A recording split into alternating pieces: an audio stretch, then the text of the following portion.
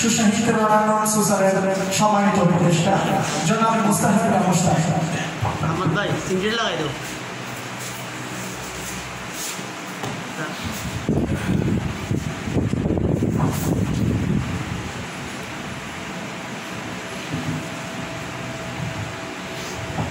আসসালামু আলাইকুম।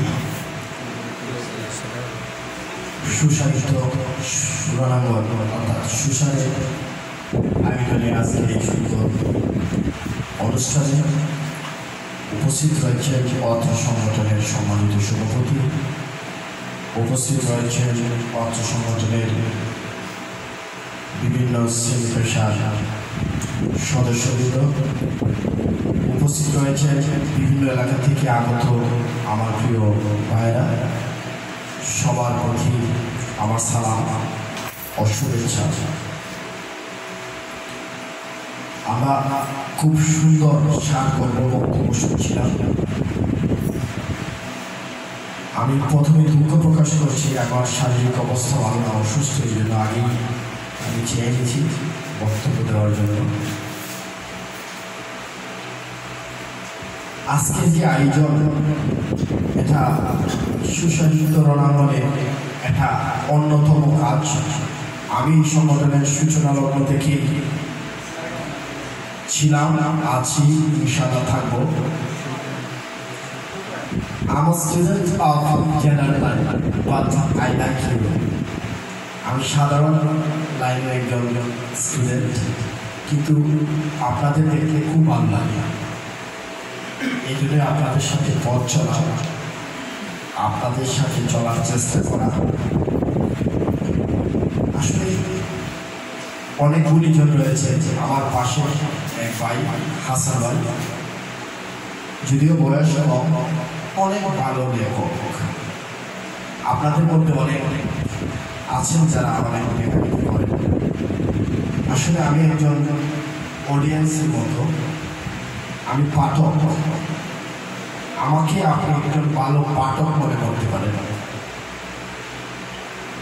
বিগত বন্যার সময় আমি শুধু আমার বাসা থেকে বই সরানোর জন্য চেষ্টা করেছিলাম। আমি 11 বস্তা বই আমি সরাইছিলাম বাসা থেকে। বই পড়তে পড়তে এত বই জমেছিল, চাউলের অবস্থা 11 বস্তা। আমি একজন ভালো পাঠক, এখনো সেইভাবে লেখালেখি শুরু করিনি। তবে আগামী বছর আপনারা দোয়া করবেন, ইংলিশের উপরে আমি একটা বই লিখছি, ইনশাআল্লাহ প্রকাশ করবো। আপনারা দোয়া থাকবে। যে বিষয়ে আজকে আলোচনা, আমি এই বিষয়টা আলোচনা করতে চাচ্ছি।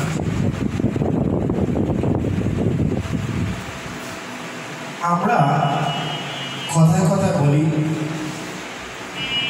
এখন বিশ্ব শাসন করছে অন্যরা, কথাটা সরসর। এর অন্যতম কারণ হলো আমরা একমুখী শিক্ষা ব্যবস্থার মধ্যে জড়িয়ে গেছি।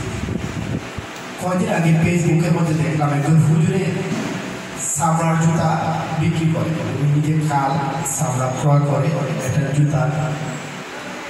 তো ওনার একান্ত সাক্ষাৎকার শুনে এবং ভিডিওটা দেখে খুব ভালো লাগলো যে একজন হুজুর কোরআনে হাফেজ, এবং উনি এই হাফেজের লাইন থেকে মসজিদে ইমামতি মাদ্রাসার চাকরি না করে উনি সমাজে ব্যবসাটাকে প্রসারিত করছে, এবং ওনার অনেকগুলো টার্গেট। যাই হোক, আমি এদিকে যাচ্ছি না।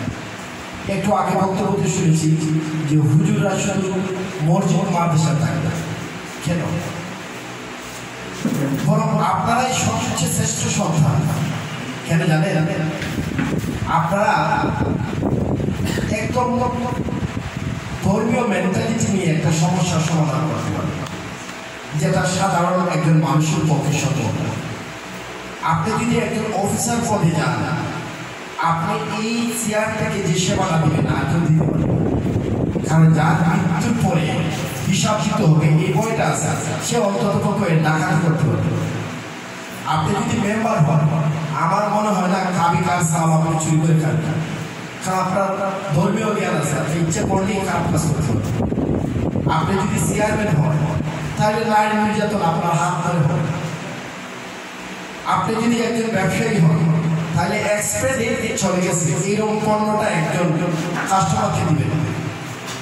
আপনি আমি কি করি, আমি ফেসবুক দেখলে দেখি বড় বড় বক্তা যারা একজনের বিরুদ্ধে আরেকজন বক্তব্য দিচ্ছে, এই ব্যাংক ভালো না, এই ব্যবসা ভালো না, এই দোকান ভালো না। আপনি একটা বানা লাগে, আপনি একটা ব্যাংকে যাওয়ার জন্য নিষেধ করছেন, আমি যাবো কোথায়? তাহলে আপনি একটা ব্যাংক তৈরি করবেন না, আপনি একটা ভালো ব্যাংক তৈরি করেন, তারপর আপনি উপদেশ দেন যে এই ব্যাংক ভালো। আপনি একটা ভালো মাদ্রাসা তৈরি করেন, তারপর বলেন এই মাদ্রাসা ভালো। আপনি একটা ভালো কলেজ তৈরি করেন, তারপর বলেন এই মাদ্রাসা যাই। আপনি খালি জ্ঞান দিবেন, আপনার জ্ঞান আর কত? আমি বিনীতভাবে বলব, বিশ্ব মুসলমানদের হাতছাড়া হয়ে গেছে। বিশ্বে আমরা অতিথি, বিশ্বে আমরা তত্ত্ববিহীন মানুষ।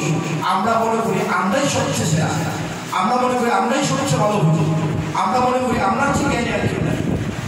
আপনি জানেন আমাদের পার্শ্ববর্তী রাষ্ট্রগুলো তো ইসলামিক শিক্ষায় শিক্ষিত মানুষ, কিন্তু এত সমালোচনা আছে বলে আমার মনে হয়। আমরা সমালোচনা করতে করতে আমরা আরেকজন হুজুরের ওয়াইফে পর্যন্ত সমালোচনা। এই যে ইসলামিক শিক্ষার প্রসারের চেয়ে আমার কাছে ব্যর্থতাই বেশি মনে হয়। আর আমাদেরকে ইসলামিক শিক্ষার পাশাপাশি কর্মদক্ষতাও বাড়াতে হবে। বিশ্বাস করেন, আমার পরিচিত একজন মানুষ শেয়ার মার্কেট শুধু মোবাইল ঠিক করে, উনি কোরআনে হাতে মসজিদে অনেক উনি 300-400 জায়গার উপরে 2 তলা ফাউন্ডেশন বিল্ডিং করছে।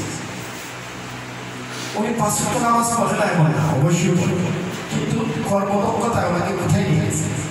বিশ্বে বোমা বড় বড় অস্ত্র কম ছিল না, কিন্তু করোনার সময় আমাদের অস্ত্র কোথায় ছিল? এই পৃথিবীতে সবচেয়ে বেশি শক্তিশালী হল সেই ব্যক্তি যার কাছে তত্ত্ব আছে। একটু আগে জনাবে আমাকে বলতেছে চেয়ার কোথায় পাওয়া যায়, ওনার কাছে এই তত্ত্বটা ছিল না। এই জন্য উনি যতই জ্ঞানী না, এই উপস্থিত সময় উনি এই জন্য বলবো আমার একটা পেটে ব্যথা, আমি বলতেছি আশেপাশে ফার্মেসি কোথায় আছে, যে আমাকে তত্ত্বটা দিল উনি আমার জন্য বস, আমার কাছে এই তত্ত্বটা ছিল না।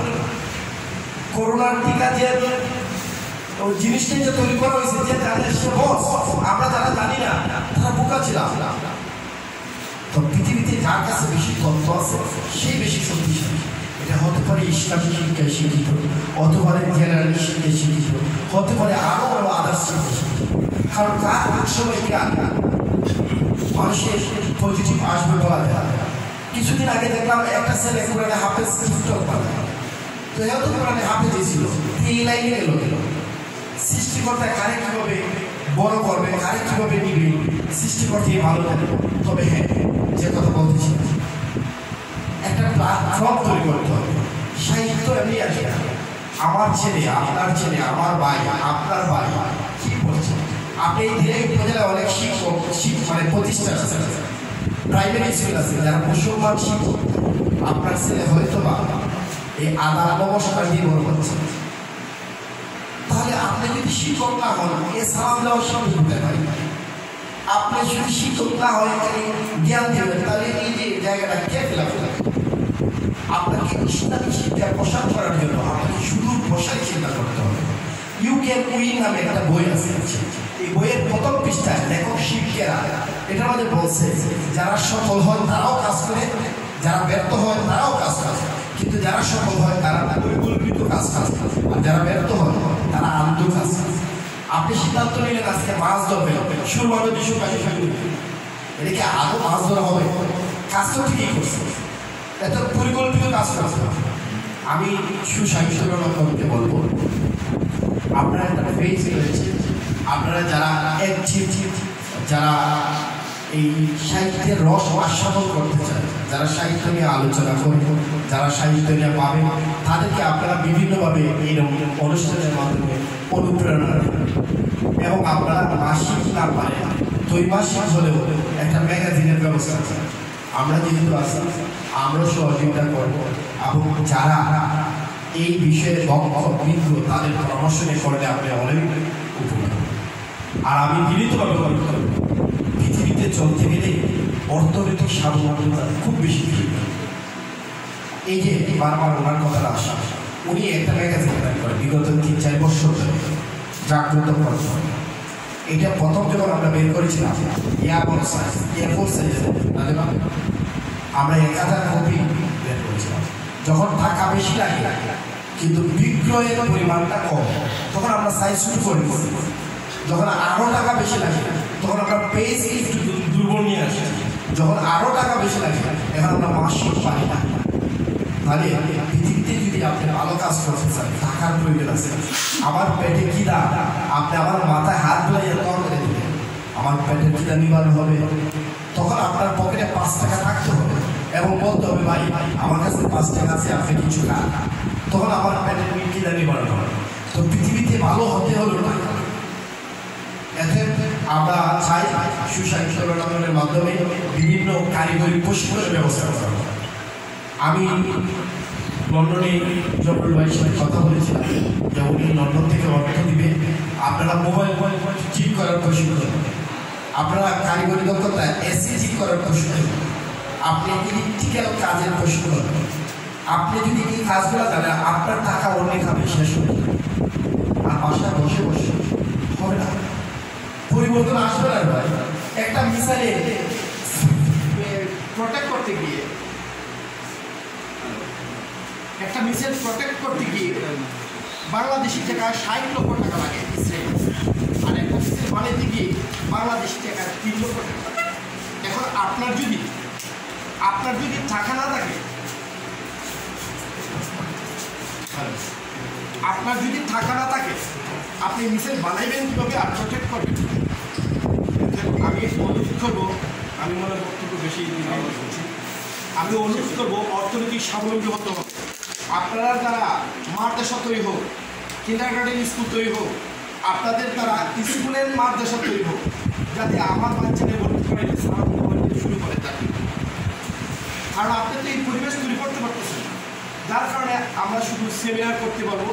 আমরা সেমিনার করে আমরা শুধু আলোচনা করতে পারবো যে এটা করা উচিত, এটা করা উচিত, এবং আউটপুট বেশ একটা কিছু আসবে। আমি সরাসরি বলতে চাই, একসময় মানুষ বলতো মানুষ হোক, কিন্তু এখন বলে কি জানে ভালো মানুষ। একসময় মানুষ বলতো শিক্ষিত মানুষ, আর এখন বলে মানুষ সুশিক্ষিত। একসময় মানুষ বলতো পানির ওপর মানুষ, আর এখন বলে বিশুদ্ধ পানির ওপর মানুষ। এতে শুধু মানুষ হলেই হবে না, আপনার দ্বারা সমাজে কি হচ্ছে, আপনি শুধু আপনাকেই পরিষ্কার পরিচ্ছন্ন রাখছেন কিনা, আশপাশে নোংরায় ভরে যাচ্ছে হবে না। আপনার এলাকায় বস্তিতে যে মানুষটা থাকে এবং আপনার নিরাপত্তার অন্যতম একটা কারণ, আপনার খুবই ক্ষতি, তার ফেরত যে কোনো সময় 50 টাকা তারা দিলে আপনার একটা শরীরে আঘাত করতে, তাহলে তাকেও শিক্ষিত করার দায়িত্ব আপনার উপর, তাকেও একটা এনভায়রনমেন্ট দেওয়া তা আপনার দায়িত্ব। এতে সমাজের সবাইকে নিয়ে ভালো হওয়ার নামে এটা একটা ভালো হচ্ছে। আপনাদের যারা এখানে জ্ঞানীগুলি রয়েছেন, আপনারা চিন্তা করেন সমাজকে কীভাবে লিডিং দিন। শুকা আম গাছের গোড়া রূপর করে ফল দেওয়ার সময় মিষ্টি খুঁজা হুকামি ছাড়া কিছু। আপনাকে বুঝতে হবে এই উপজেলায় আপনাকে চ্যালেঞ্জ করে বললাম মুসলমান একটা হোটেলে গরু মাংস পাবে, এটা কিন্তু এমনি হয় না।